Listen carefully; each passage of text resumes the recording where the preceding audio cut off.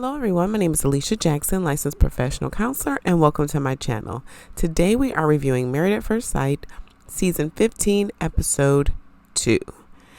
What we do on this channel is a quick therapist review of these couples and the ebbs and flows that happen as they are brave enough to get married at first sight. And so they give us really a lot of information as they are on this journey learning about themselves and themselves in a relationship. And so this gives us a great opportunity to talk about relationships and marriage and what can happen in the journey of getting to know yourself and someone else's experience of you in a relationship. First, of course, subscribe to the channel, like the video if you get anything out of the content, and of course, join in on the conversation about what you think is happening with these couples as they are starting their journey. So this episode is called Whole Wife for a Whole Life. Let's get into it. First, we have Alexis and Justin. We see them connecting in their pictures. They're staring at each other. It's just so beautiful to see their connection. I'm a person who loves love. And so it's just to see them kind of Googling at each other and really enjoying each other. They're both telling each other that they're worth the wait. And in my mind, I said, okay, that's nice. Well, at least they're liking what they're seeing or experiencing of each other thus far. I think sometimes it's a little early. There's a part of us that gets excited and says things, that may be too early to say. But hey, they're in it. They're enjoying their wedding. They're enjoying their experience. The first dance, they're vibing. I love how Alexis does not hold back because she's looking up at his face. She's like, I love eye contact and everything, but you're so tall that my neck is starting to hurt. So then he bends down and he's like, okay. And I'm like, this isn't going to work either because your knees, as a tall person, you need your knees. You need to preserve your knees. But they are ebbing and flowing, and you see how he's just really being super accommodating, and she's being super honest with him. And so she asks, okay, so when is the last time you kissed another person? He said 1.5 years ago. And she said, now wait a second. Like, so you're saying the last time your lips touched another human's lips was 1.5 years ago? He said, yeah, and I've been celibate too. And she decides to let her friends know during the dance at the wedding that he's celibate. That was a bit alarming. Even Sasha at the after party was like, you did that then? She's like, well, they're going to find out anyway. I get it. They're going to find out anyway. And at the same time, I was wondering if she was thinking about Justin's feelings in that moment. Probably not. She was in shock. So there's a part of her that's really curious as to why this is, and you could see it in her face after they got done with the dance and the after party. She's just like, I don't understand why this could be 1.5 years. Was this time period about? Why was this so specific? She's concerned about medical issues. Like, she just doesn't get it. And I'm glad that Sasha was there to kind of say, well, like, hey, it could just be that, he was waiting. It could just be that he was waiting for a connection, which we know that's what was happening with Justin, and that's okay. But I believe that Alexis will be understanding about Justin's reason for wanting to wait and wanting sex to be something that's meaningful with two people for him. And so we see this. I think this is while they're taking pictures, but they show this where Justin is so excited about Alexis that he says, I know I'm going to fall in love with her. And Alexis says, oh no, don't say that. And a part of me inside like cringed a little bit. I was like, oh, she's caught off. She does not like this. She really doesn't like this. And she said at the after party that she used to be a mental health counselor. And she said it really feels like a red flag. Like, I get that you like me and it's really sweet. And at the same time, you don't know me. And so that's a little concerning for her. What I think Alexis is saying is that a part of her is very cautious about how much into her he is. About it maybe that he's maybe too clingy, and also what his expectations may be of her. Sometimes when people are quick to drop the L bomb or the L word, as even last season with Noi, that they tend to lead with their emotions and logic comes following behind, and it can lead to some difficult waters in their relationships, as we did see with Noi and Steve. Noi led with her emotions, and she would get upset about things without being able to communicate them in the right way. I have seen where Justin does get emotional, and at the same time he does communicate his feelings. I did see too where him and his brother, they got into like this very heated battle, right? And he did speak up for himself. So I'm wondering how that's going to fare with Alexis. She is a straight shooter. She says what she means, and she says it at the time that she means it. So I'm interested to see how Justin's emotional nature is going to interact with Alexis' kind of no filter, this is me, like very off the cuff. I do see though where Alexis has questions and she's trying to figure out the right timing to answer questions. So she does have this discernment part where she can say like, okay, I really have some concerns about this celibacy, but I'm going to wait until after the wedding and we're going to talk about this. So we'll see how this pans out. But I just want Alexis to cool her head for a moment and just hear Justin out.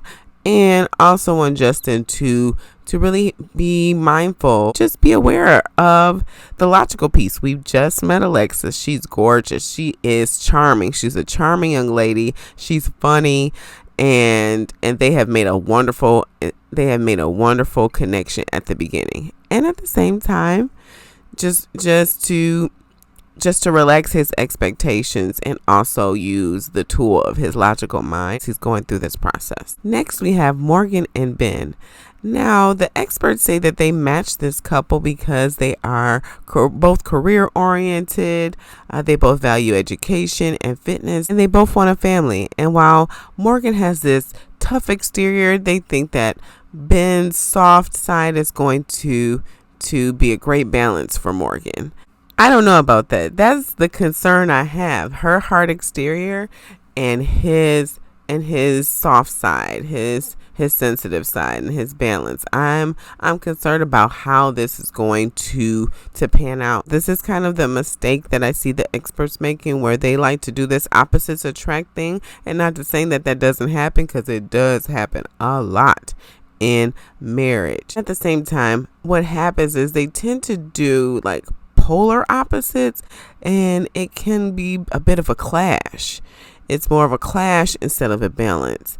And so there's an art to this. Now, Ben is saying that his mother's approval is very, very important to him. And he was talking with his friends and saying that his deal breaker is laziness. I don't really see that Morgan. I don't see that with Morgan, so I don't feel like that will be an issue. And he's talking with his friends, and they're like, "Oh, you want someone just like your mother?" He's like, "Yeah, I do actually. The personality style will be great with me." This is really concerning for me. Even with talking about how, he's like, "I really hope that my wife, that they pick for me is the one. Well, the one except my mom." And I'm like, so mom is going to go above the wife. That's going to be an issue in marriage. There's also this expectation for her to be just like his mother. Morgan is a free spirit. She's her own person. I also get the sense that she has a cynical part. She talked about how she really never imagined herself getting married. Like, she never saw that. She wanted it, but just never was that type of person to hope for it to happen. And so I'm curious about how this is going to play out with that kind of cynical part happening and this tough armor that Morgan has, how that's going to play out for her emotionally as she is connecting with Ben. I wonder if she's going to come out kind of like a boxer, like sparring with him, and his gentle nature. I don't know if he's going to be equipped to handle that. If he's going to know how to navigate Morgan's Morgan's defense mechanisms to be able to calm her and put her at ease. I think it's going to put him in like scared little boy mode, and he's going to go into freeze, and she's not going to feel safe, emotionally safe in this relationship. And that's going to be a hard road for them to navigate. That's what I see happening. We do see, unfortunately, that Dr. Pepper let Morgan know that Ben contracted COVID, so it's going to postpone their wedding and shorten their honeymoon. And that breaks my heart. It's like, here we go again, where COVID is coming in to rain on the parade. One thing, though, that kind of stood out for me was how Morgan responded to that. She, at first, of course, was bummed, but then there was a part of her that worried that he was getting cold feet and was potentially being dishonest about having COVID. And I said, "Ooh, okay, that's where your mind went." There's a part of you that's like worst case scenario, what if part. And that's going to be interesting, along with her hard exterior. If she's got a part of her that's worried about his honesty already. So we shall see. We shall see. Hopefully Ben recovers. They do show him on camera, so it looks like that he is okay. And we'll see how they navigate these married at first sight streets together. Next, we have Kristen and Mitch. The experts say that they match these two because they're both passionate about their careers. They have a desire to succeed. They want a family, and they both are looking for someone reliable, and they have a love for the outdoors. Is it just me, or does this seem like very shallow reasons to match two people together? I don't see a lot of things that they have in common. I don't see how their energies are going to match, and that's really concerning for me. There's not a lot there for them to join to, right? And so that's concerning, on top of what we're seeing on camera. So Kristen is trying on dresses, and she admits that she's really concerned about some feelings coming up for her because of her previous engagement and her relationship ending how it did. And so she's already kind of in a space where she is being emotionally activated or triggered by going to look at wedding dresses because of her past experience. And so I'm concerned about where she is emotionally, if she has really attended to that wound. It seems like she's definitely given herself space between these relationships and getting married, and this relationship ending in infidelity. And at the same time, we know time does not heal all wounds. We have to attend to the wound. We have to nurture the wound. We have to acknowledge it and witness it. And I'm wondering if she's done that. Mitch says that he has a tendency to cut and run for most of his relationships. His words, not mine, his words. Eek. What are we doing? What are we doing on Married at First Sight? He is doing the classic Married at First Sight mistake. He has an expectation that this experiment is going to change him, is going to make him step up to the plate and be more committed. Now, the only way that works is when someone has the fortitude and the desire to do something different. And they are going to face themselves. They're going to face the part of them that cuts and runs. They're going to face that part of them and really ask it. What is it that you're protecting yourself from when you're cutting and running in these relationships? What are you afraid of? What are you afraid will happen if you stay committed? If you stick with it? I don't see that with Mitch. And we're already seeing where he is kind of a prickly pear. So they're getting ready for the wedding day. The barber makes a mistake and cuts his beard too low, and he is not okay. He's not okay, and he is very disgruntled about it. He's not able to go with the ebb and the flow of it and say, okay, this is really not how I wanted to look on my wedding day. And at the same time, we're just going to roll with it. It's okay.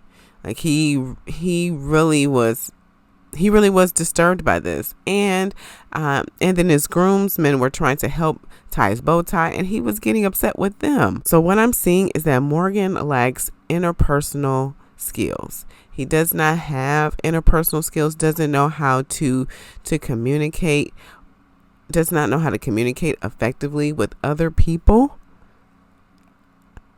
This is going to be a huge issue in his marriage. It's going to be a very big issue in his marriage. He's very concerned with presenting himself as normal, and said waiting to show her really his true self after they get married. And I'm concerned about when that happens. Kristen is now reaping what she has sown. She stated that she was up at 4 o'clock in the morning and having struggle, breathing, because she hasn't told her dad. She has not told her dad that she's getting married at first sight, and it's the day of her wedding. And so she has let the cat out of the bag, and she did it. It was like one bomb after the other. So yeah, Dad, that whole matchmaking thing, yeah, they found a match, and here's the caveat: it's illegal, binding. Yeah, we're getting married. Oh, and it's happening today. And oh yeah, you're not gonna meet them until, well, if you're okay with this, you're not gonna meet them until we, till after the wedding. What do you think? He has no time to process this. Can you think about this? Kristen's nature to kind of tiptoe around feelings and wait to the last minute to communicate, and Mitch's temperament. Just think about those two things together.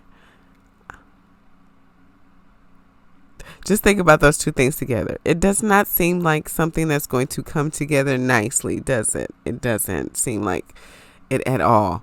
And Kristen's dad said something that was hilarious to me, because I'm like, oh boy. He said, well, I've gone on vacations with people who I don't know, and it was a horrible vacation. He's like, this isn't a vacation, this is marriage. And in my mind, I said, Mitch is no vacation. He's more like an excursion. He's like an adventure. He is, and he knows it. He's very aware of that he can be a difficult person. He has such a huge rebel part where he takes it on as a part of his identity. He's very blended with it. And I'm so curious why he's afraid to bend. From my last review, that I don't have high hopes for this couple. So we shall see. We are left with a cliffhanger to see if Kristen's dad is going to okay to this. He tells her that she's nuts, if he's going to walk her down the aisle or not. We shall see. Next we have Sasha and Nate. Sasha has worked very hard. You can tell she has this part of her that's very meticulous, this planner that has put every duck in the row when it comes to planning her life and setting herself up financially. And so I'm really curious about how that's going to mesh with Nate's more risk-taking style, and how he kind of flies by the seat of his pants almost, right? He's in a very high-stake career with day trading. And so I'm curious on how that's going to mesh. So Nate's getting ready for the wedding and talking with his friends. And his friend said, hey, well, at least you're getting married today versus getting bail. And I'm like, wait a second. What's going on here? Now, I know they refer to him selling illegal merchandise and the police confronting him saying like, hey, you got to stop doing this. And so I don't know if that's what they're referring to, but that made me a little like, what's happening? What else is in Nate's past? Are there other skeletons that could be back there? Does he have a record? Like, this is concerning me. Sasha's mom talked to her about how she's concerned about the fact that she's very particular, and she wants Sasha to be able to give her groom, her husband, some grace as they're getting to know each other, right? As they're getting to know each other. She said, first impressions can be, sometimes a little tricky. They're not always the best. And I don't want you to shut down and I don't want you to shut down before really getting to know him. Like, allow the process to happen. And she kind of responds, well, like, hey, I need to know this, and I need to know this, and I need to know like what type of wife he wants to be, because I need to know if I'm going to meet those qualifications. Like, she meets that with basically saying to her mom, yeah, I'm not. She's saying like, there's a frantic part of her that showed up for sure, saying that she needs to know these things. And so then her sister said, well, okay, I'm concerned about your ability to compromise, because you have this line where you say, this is my boundary, so this is a no. I need you to respect that. And she said, well, I don't say no a lot. And her sister lovingly kind of told her, yes, you do. And so this compromise thing is a continuous issue with Sasha. I'm curious to see how this balance is going to be with Nate. I think it's really cute that they both got each other Polaroid cameras, that they both got themselves, or they both got each other the same gift. It lets them know like they're both taking this in as an adventure and they want to create memories together. That's a really great space for them to connect with. Sasha's mom, I just adore their relationship. She, even though she has her concerns, it was talking about a post up and the like, she said to her that, you're such a risk taker. You're so brave to do this. Like, she is feeding her. She's encouraging her. She's not coming to her with more concerns on her wedding day, as some family members have done. She's coming from a space of encouraging her daughter and trying to give her the tools that she needs in order to navigate this. Nate's dad, on the other hand, is a man of little words. He said, Dad, you got any advice for me? He said, just be yourself. Okay. Just be yourself. I'm like, that's not really marriage advice. I wouldn't think it's marriage advice. He said, I'm not going to cry. I'm a military man. I'm tough. And I said, okay. Some, like old school archaic thoughts about emotions. So this kind of gives us a view about potentially like Nate's upbringing. And so just taking this information in and seeing how it plays out. Nate could either take this on as how he's going to navigate his emotions, or he can there could be a part of him that pushes that inside and say, my dad was a really tough guy, but I'm really in tune with my emotions. I connect with them because I realize, that men have feelings too, and that's okay. I didn't notice this last episode, but Sasha is 3 years older than Nate, so I wonder how that's going to play out in their marriage. But Nate is immediately attracted to Sasha, and he does not keep it a secret. He's like, that's what I'm talking about. And Sasha finds Nate attractive. She said he's handsome, and she doesn't seem like the type of person who's going to just be nice and say he's handsome just, because during the ceremony. So I really believe that they both are finding each other attractive. There's a great connection. Nate's friends, because I really feel like those were words of Nate's friends describing him to Sasha, and geez, like this was not a great introduction. This is what Sasha's mom was talking about. Like, this was not a great first impression. He's a freak in the bed, and that he talks about, he does deep dives and conversations. He's it's like, no, lead with the good stuff. Sasha and Nate were really reasonable and realistic in their vows, and we saw that Nate didn't ask. He went right in for the kiss. And he seemed to be a little, forward in the area of physical intimacy during their pictures. He's leaning in for kisses repeatedly, and she's like, this guy, he keeps, but she's obliging. You can see though, there's a part of her that's a little hesitant, a little nervous to do it. I'm really curious about that. But at the same time, it seems like she's really into Nate, so he's open to it. They have a little moment to talk about their lifestyles and their work ethic, and they both work remote, and so this will be interesting to see how they navigate this. Nate tends to work interesting hours, 5:30 a.m. to 4 p.m. So that's also going to be interesting for them to navigate too. That's the beauty of marriage. And they both have two different type of clean styles. It seems like Nate is the messier one, and Sasha describes herself as uncomfortably clean. Yeah. This is where potentially Sasha's inability to compromise may show itself. is what I imagine. But they're definitely off to a great start. At the after party, Sasha talked about how she is all in. Like, he's checking a lot of boxes for her, and she is along for the ride. So we shall see as this couple continues to get to know each other and gets to know the real of each other.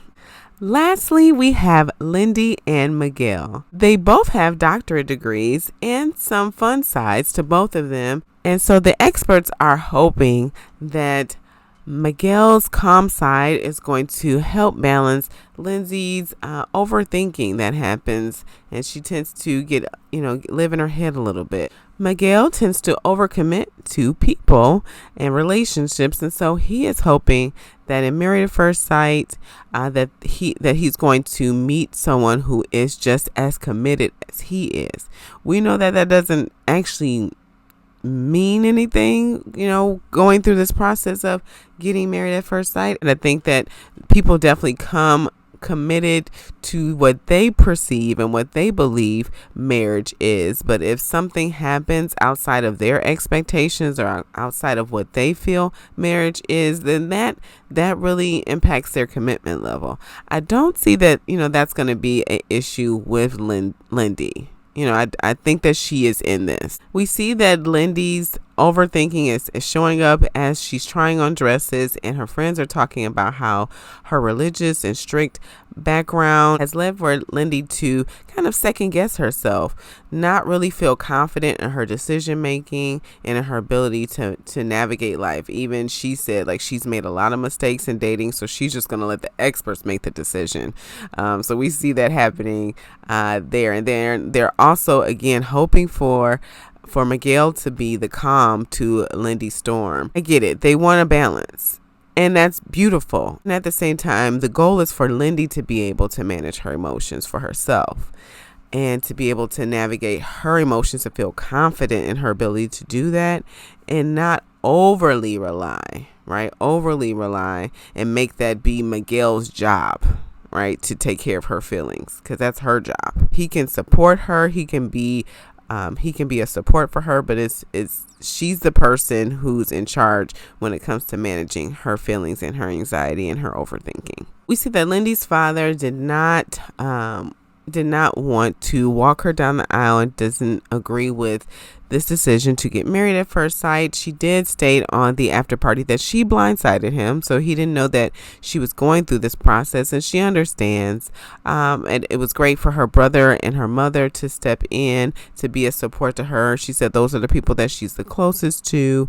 They did also share on the after party that they gave each other nice gifts. Like, he gave her this map of the world and this beautiful kind of poetic line that really touched Lindy's heart, and she gave him passport holders, and so they're both kind of in the space of we're going to travel the world together. Lindy and Miguel seem to connect instantly as she's walking down the aisle, and she just hugs him. She's like, and he thought it was going to be a quick hug, and she said, no, I'm a hugger. And she really embraces him, and that was just so warming to see that welcome embrace, welcome to my life, welcome to this journey with me. That's the kind of energy I got from that hug. She's a physical therapist. I think I missed that the first episode, so I think that's a cool insight too to her personality.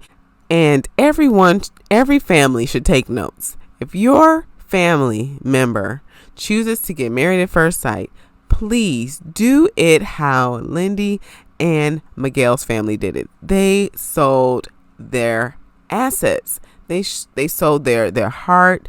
They showed them the greatest part of them without being dishonest, right? And so it put both of them at ease. They both heard the great parts of them and how they two kind of meshed together.